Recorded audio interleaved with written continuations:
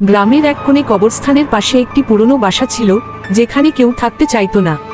গ্রামের লোকজন বলতো বাসায় কিছু অদ্ভুত ঘটনা ঘটে। নতুন গ্রামে আসা মিতালি তার পরিবার নিয়ে সেই বাসায় উঠল। প্রথম রাতে মিতালি ঘুমানোর আগে জানালার কাছে তাকিয়ে দেখল কবরস্থানের মধ্যে এক কালো ছায়া যেন তার দিকে তাকিয়ে আছে। তারপরেই হালকা ঠান্ডা বাতাস এসে দরজার নিচ দিয়ে প্রবাহিত হতে লাগলো, যেন কেউ দরজার ওপাশে দাঁড়িয়ে আছে। পরের দিন এক বৃদ্ধা মিতালিকে সতর্ক করে বললেন, ওই বাসায় কিছু নেই, মেয়ে সেখানেই থাকে, এক ধরনের বিভ্রম। সে কবরস্থানের আত্মা, কাউকে কখনো ক্ষতি করে না, কিন্তু একা থাকতে চায়। এক রাত মিতালি সাহস করে কবরস্থানের দিকে হেঁটে গেল। সেখানে তাকে একটি মেয়ে দেখালো, যার চোখগুলো বড় আর গাঢ় কালো। মেয়ে বলল, আমি তোমার মতোই ছিলাম, আমার নাম রীতা, তোমার মতো আমি কবরস্থানে আটকা পড়েছি।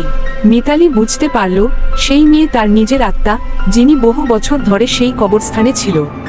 মিতালি আর কখনো একা থাকেনি। কবরস্থানের পাশের বাসা এখন রহস্যের ছায়ায় ঢাকা, এবং কেউ আর সেখানে যেতে সাহস পায় না।